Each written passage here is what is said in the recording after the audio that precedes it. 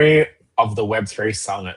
We've been waiting for this one for a month. We've got a full panel today, and we've actually had some people who were live. And we've also got a little bit of a post-event summary. So hello, everybody. Thanks for joining. Thanks, man. Yeah, we had Special Agent Flipchan on the ground. Keep an eye on everything. Yeah, that's right. Look, let's dive straight in. We've got some stuff that we're going to run through from X and whatnot. But Flipchan, you were there, so we obviously want to talk Web3 Summit. That's all we're going to talk today. So why don't you give us your synopsis and your rundown of how was it? How'd it go? It was good. It was good. It felt very practical this year. It felt like Parity had just been the last 2 months, just pushing he was pushing and pushing, and now they released a shitload of stuff at the same time. But it was also part of the Berlin Blockchain Week. So it started on Sunday with the Web3 privacy guys. There's some really nice, very pro privacy people that had a conference. It was also pretty funny because all the conferences was at Funkhaus. So every day there was a new conference or new thing at Funkhaus. So on Sunday it was the Web3 privacy event. It was really good. A lot of privacy projects there. It's interesting to see what other people are working on. And then on Monday it was an Ethereum event, Ethereum Day. They were just plugging Ethereum. And then on Wednesday it was some kind of DeFi DApp thingy, and then on Thursday there was the first day of Blockspäti. So Friends of Polkadot, the Web0 guys, they're awesome organizers. They rented a club for 3 days, Mena Club in the center, and there was music and events and stuff going on there for 3 days. It was really, really good, really fun. They had talks, and they even had a fashion show there at one point. They just stopped the entire event and had a fashion show. That was awesome. Really fun, good vibes, and good people. And they're expanding a lot as well. They're starting a clothing company now. So they start their own merch, and they made their own watches. And that was nice. And then Web3 Summit started on the Friday, I think, and first day was pretty packed. Maybe it was 500, 600 people there in total, and it was pretty dope. When you walked in, the first thing you're asked to is install the Polkadot app, so that was cool. And then you you basically got these test tokens called cash tokens in the app, and then it was pretty nice because when you were talking with someone and you were let's connect, you had to scan the QR code in the app. So it was a lot of dog feeding on the app, but it all worked really, really good. And then there first day was Gav's talk, which I think was the most attended talk. The entire room at Funkhaus was full, where he was talking about the future and all the products they're pushing and stuff like that. And then there was also this Greek guy that was also speaking a bit earlier than Gav. He was also super popular. His name was Yanis something. He's some kind of very political. Isn't he the former finance minister for Greece or something? Yeah. Exactly. Yeah, exactly. And he had so much to say, and they were asking questions, and so that was awesome. And then there was also a hackathon going on, organized by Parity and some previous Parity people. They had their own private testnet, and they had the playground where you had this nice interactive tutorial you could walk through, and then you could register a dot domain, and then you could build some apps, and I think some people shipped some games. So that was pretty nice. And it was awesome. It was good vibes. It was chill, and it was a lot of emphasis on basically building good alternative. A big narrative that was pushed during the conference was now a lot of consumers and people, they're using tech that control us. For example, we're using these AI services that tell us how to think, and tell us how to like modify our behavior and try to program us. But we want to more, be more in power, and don't really trust big tech so much. So that was a big narrative that was pushed. There was a lot of like journalists and like leftist people there that it wasn't so like developer focused this year, which was also pretty cool. And then there was some like live interactive art, and overall it was a great time. And then the Web Zero events as well was awesome. Wow. Okay. Cool summary. Thank you for that. Jose was channeling a bit of Gav there with his red lights and his red aura. You got a bet that I absolutely took screenshots of that, and I'm going to meme it up afterwards. So thank you for that, Jose. Anytime. It's like that picture of Charles Hoskinson with like all the fucking electronics on him. It reminded me of that. Yeah. That's right. Yeah. Amazing. So I guess just like announcement and product wise, like anything that's actually like shippable or shipping, Flipchan, that was announced, or was it just general like philosophical type sort of stuff? No, there was like the Polkadot app. I think it's like officially shipped now. It's like officially on the App Store. But when they were like demoing all the tech that Parity built, which is like the proof of humanity stuff, proof of personhood, that is live now. That is really cool. Like you get into like a video call with other people, and then you're supposed to like make special like hand gestures. So if I hold up a hand, like everyone else is supposed to hold up a hand, and then you're giving like the proof of personhood. And that was supposed to be very good. Apparently it's based on some other thing that BitNation tried to push a few years ago, but that apparently is fully live. And the Parity also released like a WebRTC, so you can do like Google Meets and like have video calls with the Polkadot app. And but most of the tech they were showcasing was running on a private testnet that they just put up for the conference basically. So I think some things were still like very early, so some things were crashing and RPCs weren't connecting and stuff like that. But product wise, I think the main thing is the Polkadot app, it seems like.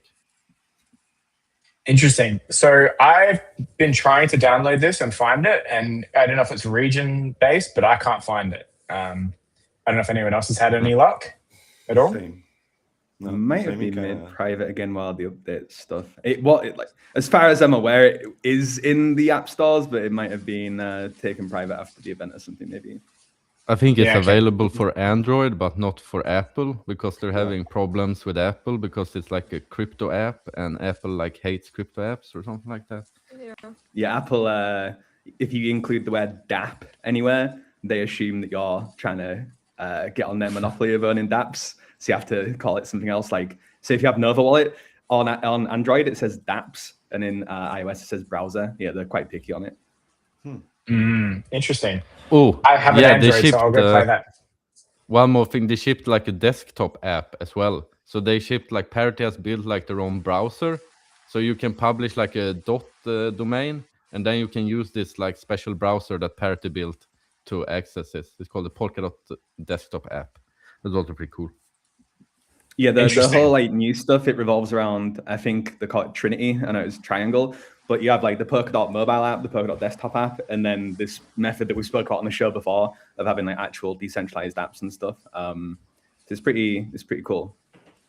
Okay. Well, hey, Limo, I'm going to bring up your tweet because you obviously were all over this. Maybe you can run us through a little bit about what you've been digging in, because you're our local internet sleuth. So you've been posting here. So do you want us maybe sort of run through what you've been sharing online? Yeah, first of all, this is all based on stuff that was posted on X and not stuff that's mine. So people saying that this is gospel from me directly, don't do that because I wasn't there. So yeah, you can scroll down. The first one was Gab's presentation, I believe. or it might have been that it was Anton and Beardo's maybe, or I think the same slide was on both of theirs. So this is like some of the stuff that they're shipping, which is, the mobile app, the desktop app, the chats thing that we know from the Buenos Aires event. Private payments, which is we've spoken about on the show before, with how Monero is really good because you don't get robbed if you order a pizza.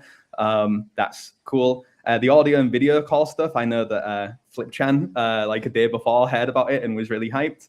And that's kind of what they're using for DIM2, but also, you can imagine like a Google Meets thing. DIM2 is, I say it later on, but it's one of the personal things. We can continue if you want. But there was a few other stuff as well. Privacy, as we said last week, is all privacy based.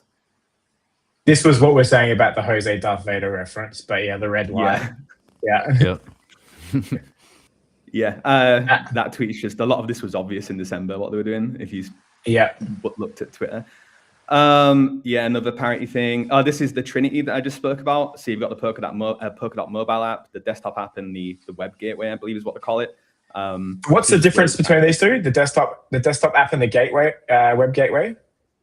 So the desktop app is something that you use to like access these applications, and the gateway, as far as I understand it, is the mechanism, let's say, that you use to actually like deploy these applications, right? So like the desktop app, if it was like flipchan ...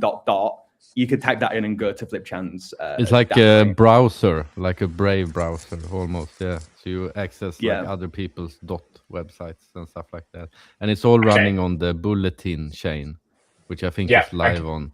It's live on Paseo, but I think it's live on Polkadot as well. Not sure. Okay. Awesome. And for this one, the one above, real quick, about the Trinity.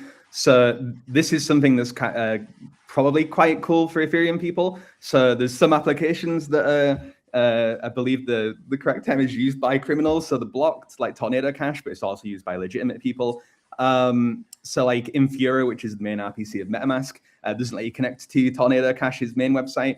There's some like ETH Limo, like wrapper, which is kind of similar to Gateway, let's say, that exists, but it's still a nightmare with RPCs. But with Polkadot Lite clients, like nobody can really stop you from accessing these applications, which is a lot better than Ethereum. So pretty nice.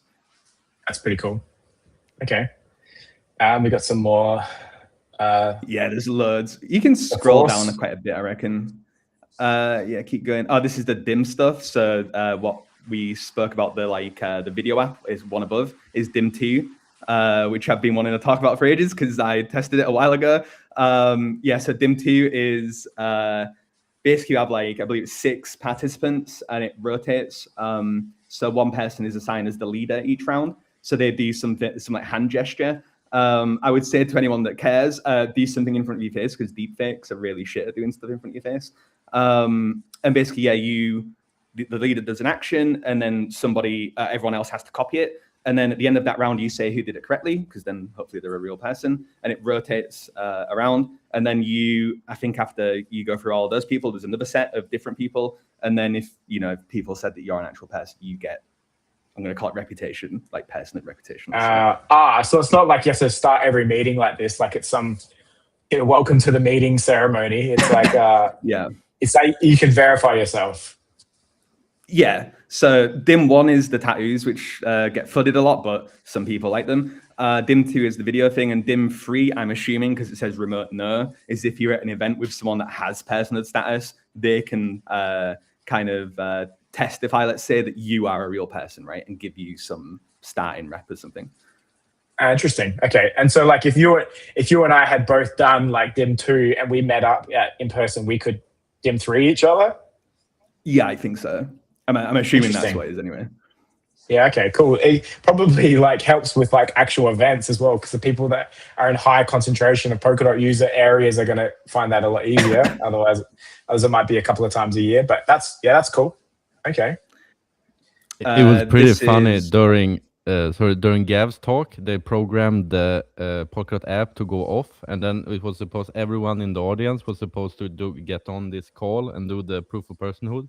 But then Funkhouse Wi-Fi crashed. So the classic.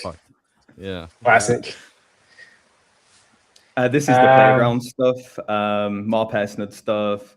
There's two more, I guess. This is Kareem's one, which is another like proof of personhood thing, where when he's speaking, it's like transcribing what he says and puts what he said in like a block. So, for example, like if people clipped him out of context or like deep faked him saying something ridiculous, he can always point back to his actual speech, which is kind of a cool idea, right? Especially when like people get deep faked a lot saying random stuff, especially if you're on video a lot. Yeah. Interesting. Okay, That's kind of cool. I think that's really cool, to be honest. Yeah. Yeah, I mean, this is the thing. Once you have like certain like the personhood system, you can maybe like add more stuff onto it, right? So it's pretty cool. It's probably going to be what like the expectation is now. You have this baseline tech, and then everyone can build applications on top of it. Yeah. This is This was the cash token. Yeah, so I think I put this on Twitter like a week before the conference, the terminal UI, which is what you can see on the payment terminal. And then it's like a QR code pay, which everywhere outside of Europe uses. So pretty common for most people. And then this is the Jam stuff. So Gab had a presentation about the future of Polkadot and Jam. And part of it included something about a new token, which we can go through after this bit of the show. It's not as funny as people think, in my opinion. Well, we may as well go through that now. Yeah. Is there anything else we got?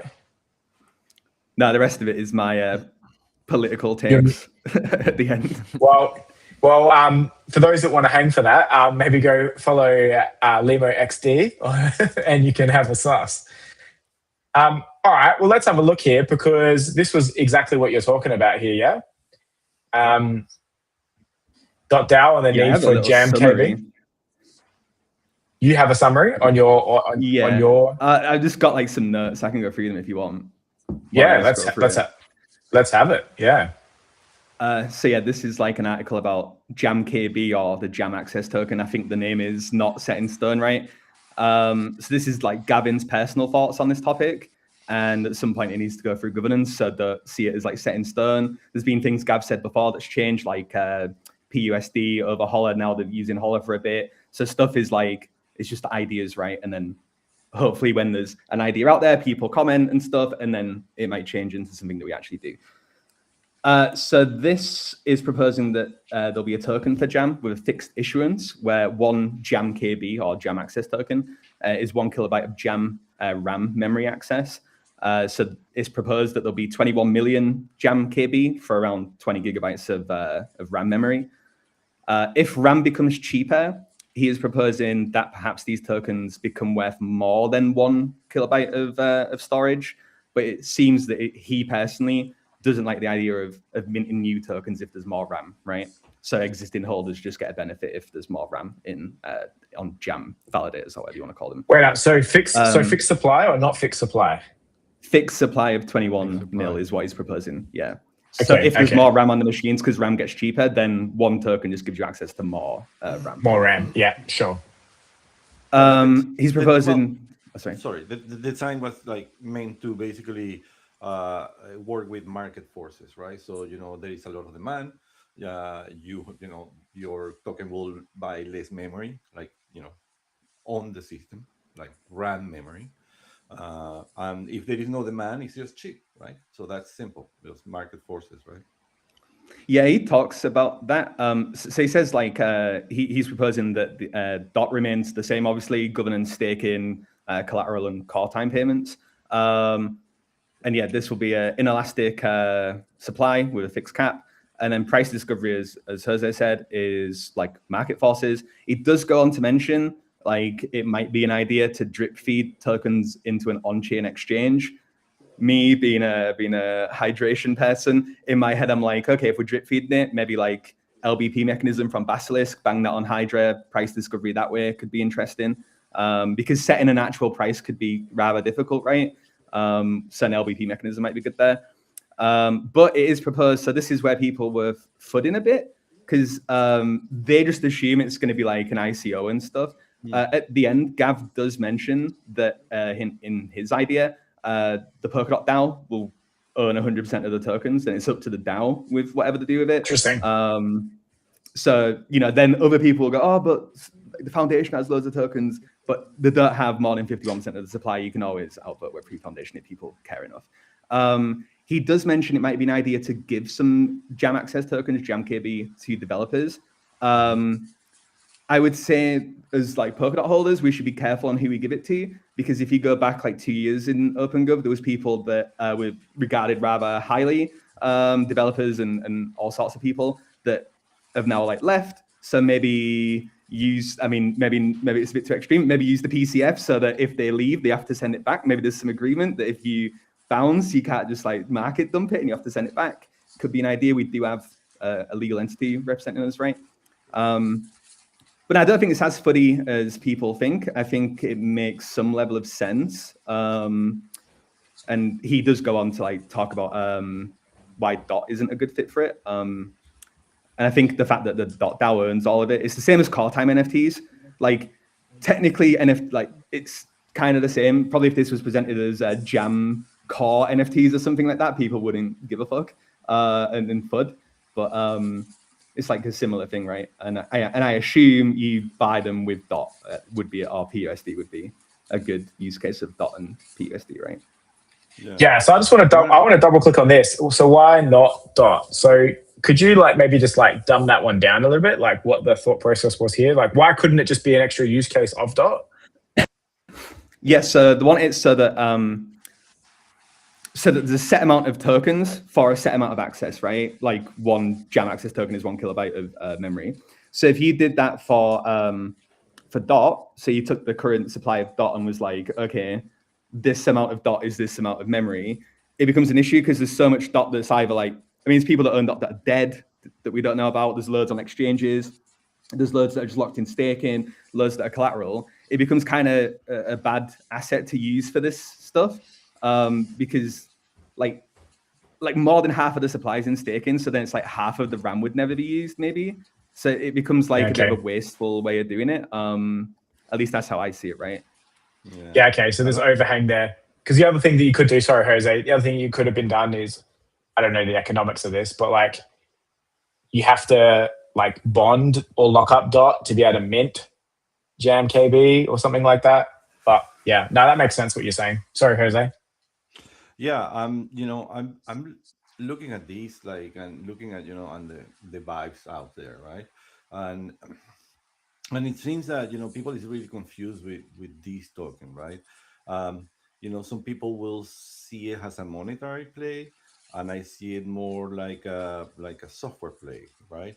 You want to play with the machine, you need to have the tokens, right? Now, will that be like these tokens will be running out in exchanges? I don't think so, right? Let's just go back to ICO times, right? And the second round of ICO was given to developers and with Polkadot. And these developers, I think they just jettisoned. They just basically went into trading, right? And those were destined to be for developing, right? So it's kind of like we can get into the same thing, and people will start gaming the game and just doing, for bigger profits and whatnot. So I think we should just walk this line really careful, right? Because it's kind of like this is a functionality thing. You don't have the tokens, you cannot use the machine, period, right? Now, will we let humans be part of it or not? That's kind of like where we are now, right? And I think, what Gav is saying is like, well, we'll just put it into some exchanges, drip it here and there. It's like, why is that? We don't really need a value. The value needs to be intrinsic into DOT, right? You want to use Jam, you get into DOT, and just, things happen, right? So, we need to be careful here, right? We're not, and let's be clear, this is not an airdrop of any kind, right? So, and I agree with Limon, if we give this for development, they should be a contract in it. It's like you cannot sell these things. If you sell these things, we're going after you, right? We need to be like that. Otherwise, we're going to be doing this forever, It depends on how people get them, right? If it's like a grant, I think there should be something there. But then like Gav said, like probably makes sense to like drip feed it on like an exchange. It's for me like so call time, right? So you buy a call time NFT that represents like 28 days, whatever, of usage of parachains, right? And it's paid in DOT. This is imagine it the same, except it's like perpetual, right? It's always there. So like the pricing of it is going to be really difficult. So I think maybe LBP system for like the first few would make some level of sense. To me, it's just the same. So people footing it, I don't understand why we're not footing call time NFTs. I mean, put it this way: if they said you buy Jam KB with DOT, and that is the only asset that you're allowed to buy Jam KB with, I don't think people would flame. Yeah. No. That should not be even the issue. I mean, you would just use DOT and things will happen in the back. You don't know if the transactional setting for this coin it's just enabling you to use the network. It's not.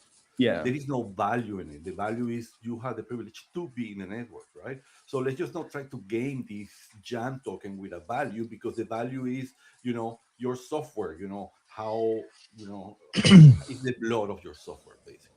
I think it would make sense to grant it out as well. Sorry, to me, it makes sense to give it as grants to people that, like, again, maybe have signed a contract to begin with, so they can deploy and showcase what's possible. Because, like, if there's nothing deployed that people can see, then the value won't be understood. Whereas if there's like really cool shit that you can't do anywhere else that's deployed, then maybe the value goes up and then it benefits the DAO, right? So to me, this isn't like a FUD thing. I think people don't read and just see a new token and think like, oh, they're going to make billions off an ICO. And it's like, yeah, but the proposition is that the DOT token holders own all of it, which if you FUD in on Twitter, I imagine you have a lot of DOT, because I don't see why else you'd be FUD in. So it's only going to benefit you, right? Yeah, that's what makes it interesting. If it's another product that gets sold, that revenues or use case goes back to DOT itself. Because I was this is going to be the most controversial thing I've ever said on this little stream that we do each week. You ready for this?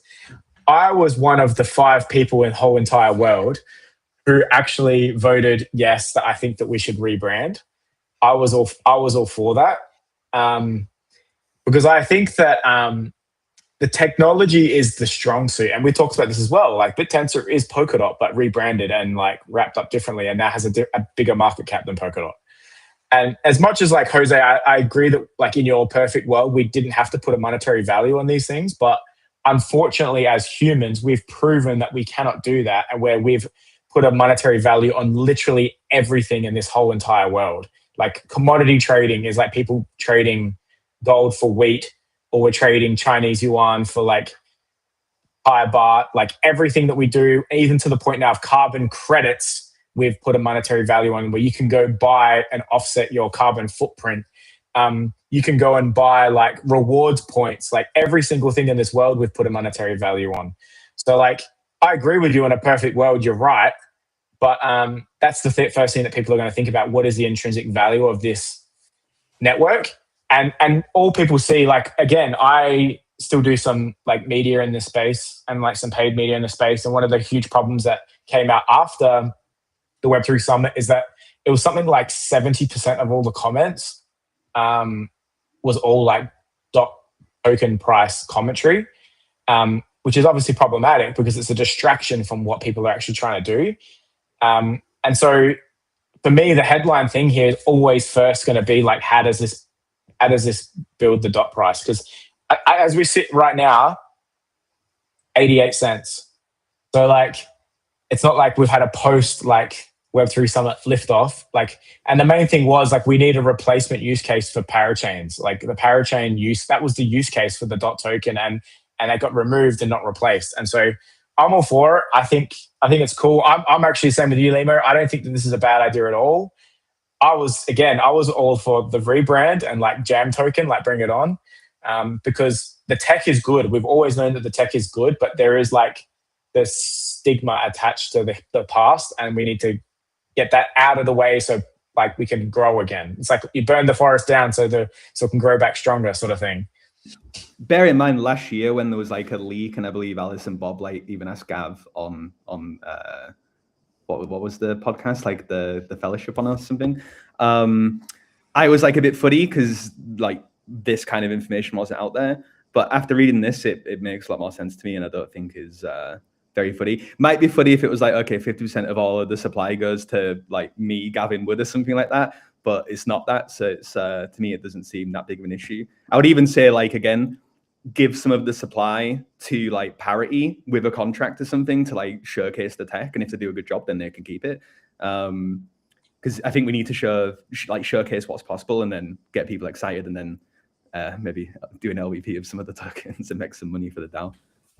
Right, because there is like no good other alternatives to Jam. Like Jam is like the most high throughput in Web3 that we have. I mean, look at the white paper, like it's 2 million times faster than Ethereum. And it can do like, it's this amazing finite resource that we have now that not other ecosystems have. So hopefully people will run with it and do crazy things. Yeah, I mean, the benefits of Jam are, like they're there, right? It's like you have Web2 speeds on the chain, right? So it's like, the value proposition is clear, right? I mean, we will be leading that tech, right? The problem I have is the intrinsic values, right? I mean, if we make this system close and very tight in the hip with Polkadot, the intrinsic value will go and fall into Polkadot, right? More than people trying to game, Jam. I mean, can you imagine you have this mega Jam machine with 20 gigabytes and someone bought 5 gigabytes of that and they are sitting idle? That's the problem we don't want to have, right? And that's kind of like what we are fighting. Every person. That's why you've got to drip feed it.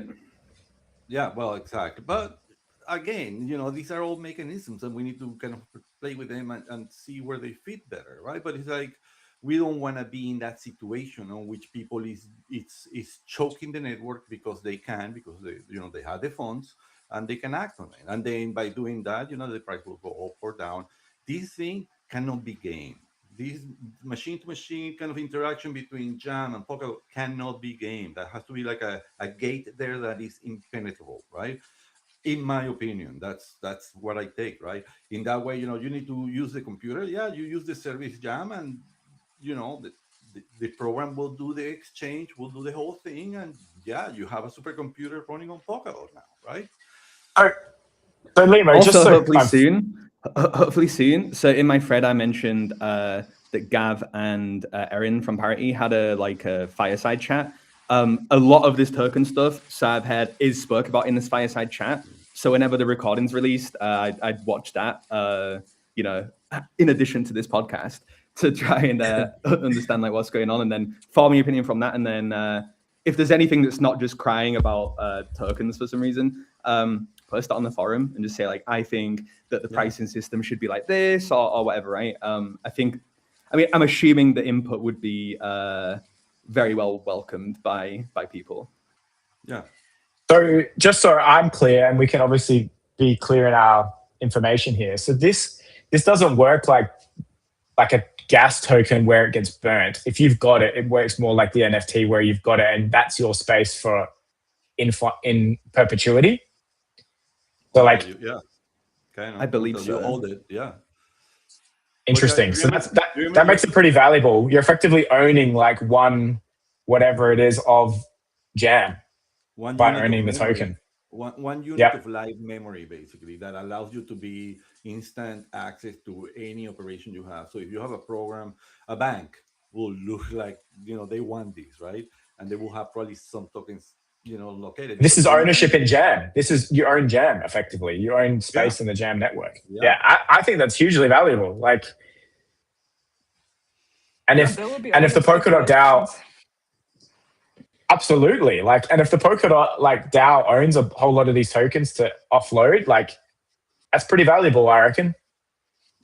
Well, again, it's just the price is impossible to determine. So again, I would personally propose to give some to Parity, show off what's possible with like 1 kilobyte of memory, 5, for example, and then hopefully come to some price discovery there. But again, I'd recommend LBP. I mean, the core time stuff is basically like a system of like an LBP as well. So I think it's something that's probably a good idea, because you don't want to make it too cheap and then someone does just buy like a fuck ton of it, right? Like you kind of do want the market to set the price, and LBP is really good for that. Yeah, but when we talk about the market, we're talking about the market not talking to Jam directly. We're talking about the market basically using Polkadot as a whole, right? That is contained in Jam. Yeah. And this is an asset that is owned by like, or in a large part by dot holders, effectively. But I might be slightly wrong here. As far as I remember from Drunken Talks IRL a year ago with people, so I believe it's going to be like Polkadot is a service on Jam. And then the fact that it's a service on Jam, you're going to be able to talk to all the other Jam services that you can just think of like Jam parachains, let's say. So if Polkadot's the one with like exchange listings, stable coins, like all this kind of stuff, then if other services need like payment, for example, you would probably do that through Polkadot, right? So it will bring more transactions into Polkadot, because I imagine the stuff on Jam, it will be stuff that probably would make money and stuff. So I don't see why else you would do it unless it's just for fun, right? So if you need to make money or take in payments, whatever, you just use Polkadot for that, because if it's a service like your service, they'll be able to interact. So this would be almost like a transactionless blockchain, effectively. If you're running something on Jam. Yeah, kind of. Yeah, you've already prepaid. You've already prepaid it effectively by buying the Jam token. Yeah. Yeah, it's you the get same as the access core time NFTs. token. Yeah. Like core time NFTs just give you like access to like one block inclusion every however many cores you have. So you have one, it's one every 6 seconds or whatever. But on your parachain, you do whatever you want, right? Like you can just spam it. You can have every transaction's free. Like it doesn't matter. It just guarantees you access to it, right, for that period of time. Yeah, true. You could probably run a Jam service for 28 days that is not writing to the chain at all, and in the 28 days, just dropping a block or two, and that's it. Keeps going for 28 more days, right? I mean, kind of sweet. There's also some stuff you can just use on like. So again, this is why I think we need like Parity or someone to showcase like the new stuff that's possible, because with the stuff we spoke about before, like the Trinity stuff, where one of them is these like fully decentralized apps, a lot of stuff you can just do with that. So you don't really need this. So this will be like new cutting edge stuff. And again, it'd be good to like showcase other than like Doom and stuff, right? Maybe some financial stuff to get people interested. Because it'll be. I mean, I'm looking forward to it. I don't think it's a FUD point at all, but obviously people on Twitter are down bad and will just FUD everything anyone says positive about Polkadot.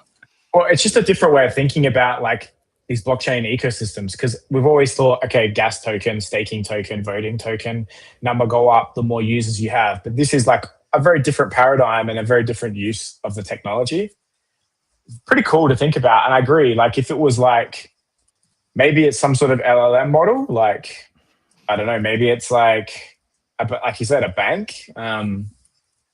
Super interesting. I'll be pretty keen to see what gets built. Yeah, let's think about, in terms of, okay, so you have Uber. Uber wants to come into the platform. How many gigabytes of that memory they need to have at all times to keep their operation going. That's it. That's what you want.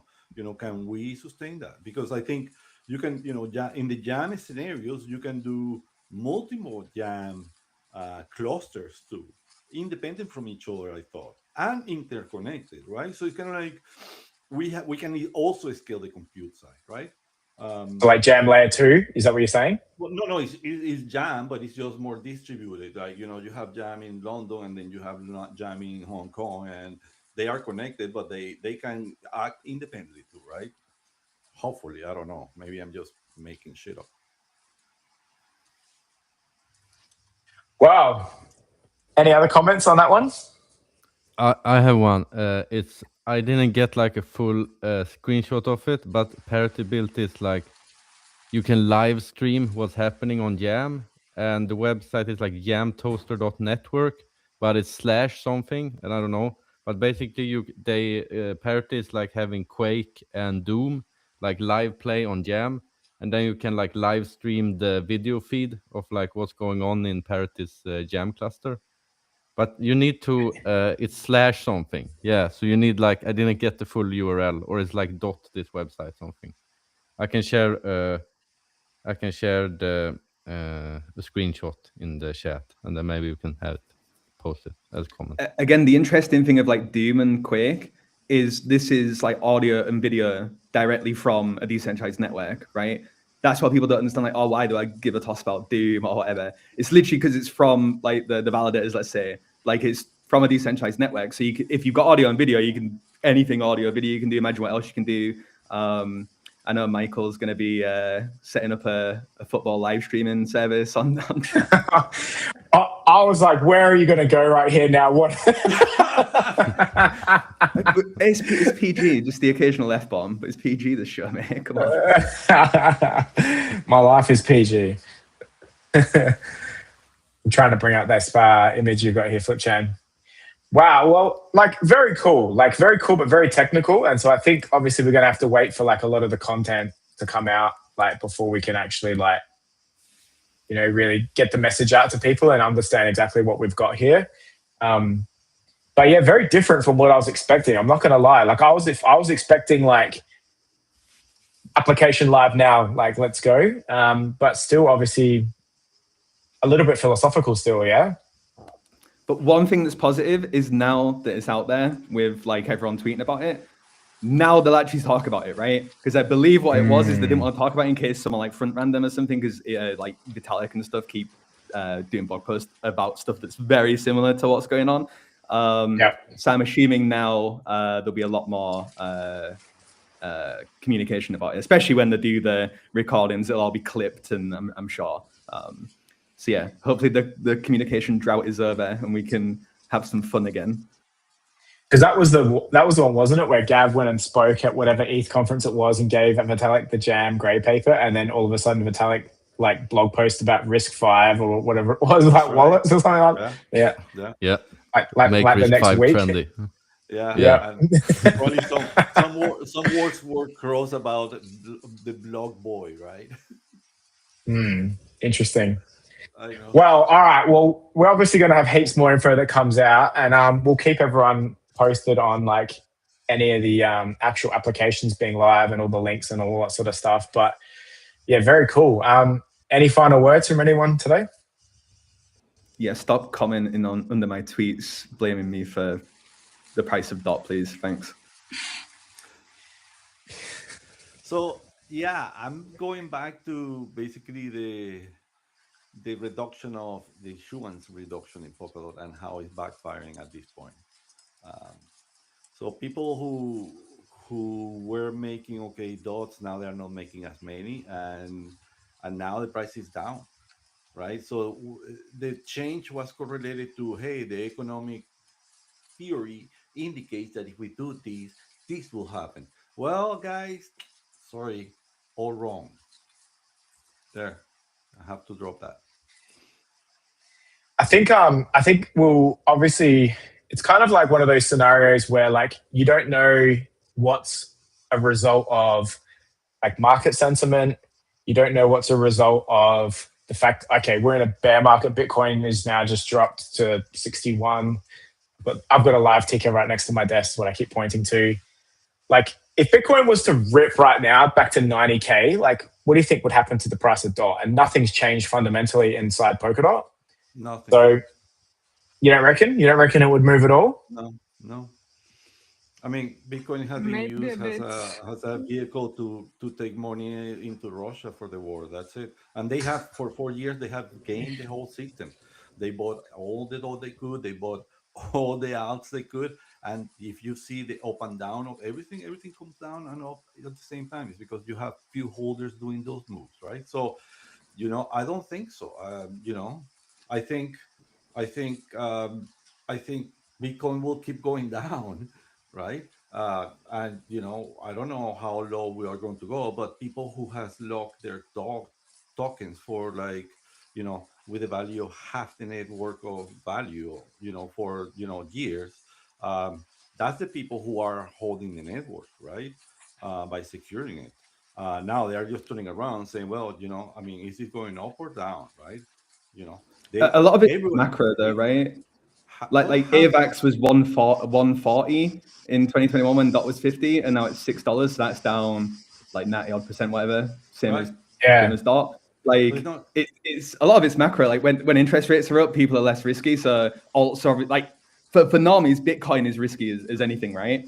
So then an alt cryptocurrency is, and again, not a financial advisor, is riskier, right? So it's probably the first thing people offload if they're just financially motivated because the risk is. Yeah. If you're a pure crypto person, like, and I'm on record here pretty wildly, saying that I live on a Bitcoin standard.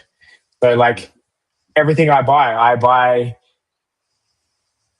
a collection of tokens and I borrow against them to run an operation. And I've done that for years, since like 2019. And there's only been a couple of times where I've fully like reconciled. And so yeah, you're right. You're absolutely right. The riskier ones, you roll it into Bitcoin, you roll it into Ethereum, the more liquid markets that are not going to get as smacked as hard. Like your chances of waking up tomorrow and like Ethereum or whatever is down 50% is still very real, but it's less real than like, you know, Glimmer, or like, you know, pick your token, like, you know. I mean, you just got to think of like USD as another crypto coin, where if the interest rate of staking is higher, then yeah, people are going to go to it because the staking rate's higher. But again, like you're saying, Michael, if you like base it off like you think Bitcoin's actually like the thing, then you want to be looking at like the alt versus Bitcoin chart and stuff. Like basically, the people that are mad on Twitter, I'm sure they're just way overexposed to certain tokens. Like I'm sure if you're in the Avalanche community, it's probably the exact same. They're probably just flaming the Avalanche Foundation or whatever. It's, you know, if you're in the commodities or whatever you want to call crypto market, it's a market. It's same as like any commodity, right? Like you don't, like the problem is with gold, you buy gold at the all-time high and it goes down, you're not going to flame the bloody jeweler, are you? Like, oh, you sold me gold at this much price, what are you doing? You know, but people, it's exactly the same. Like I've been living in Bali for most of the 2020s, and the internet computer protocol was massive. They put so much money into Southeast Asia, and it was really, really, really, and they were very good at propping up the blockchain industry. And they done the same thing. Like they did it 6 months before Parity did Dfinity Foundation. They cut everyone, they fired everyone, they shut down everything. They went to one application, Caffeine.ai, their on-chain LLM, and everything got canned. And you should see the sentiment. The same thing in the Cosmos ecosystem, the same thing in Cardano. They all hate each other now. So I think you know, Polkadot need to put their eyes into the people who is securing the network today and has secured the network for years without moving their money, because that's the people who believes on the network, right? So instead of like trying to get out of, you know, getting more people, just concentrate on what you have, because if these people leaves, we're done, right? So that's kind of like what we need to start thinking about. It's like reward the people who is doing the work now, because we don't have time. Well, we've got content, everybody. We've got stuff we can talk about, and let's hope the comms now open up. Like it's been 6 months. It's been 6 months since, like, we're not going to say the rug got pulled, but the plug got pulled is what I'm going to say. The plug got pulled about 6 months ago, and let's see what happens now. I think there'll be a lot more communication. And I'm excited for it because we can actually probably start making content and doing education. I think that's going to be the main thing, is like learning about like the stuff that Flipchan understands and making that like more simple, so like people like me can understand it. And trust me, everyone that's been working on stuff, so like Parity and Nervous Armor side that I like speak to, have all wanted to talk about this. They're just under NDA, so couldn't talk about it. So it's like don't blame random people on Twitter. They just couldn't talk about it, right? But now hopefully they can. Yeah. Yep. Good times, everybody. All right. Well, stay tuned, everybody, and we'll be back next week, and we'll obviously probably have some more information. I'm going to do some deep dive research, and we'll come back with some more info, hopefully. So enjoy your week, everybody, and we'll see you here next week.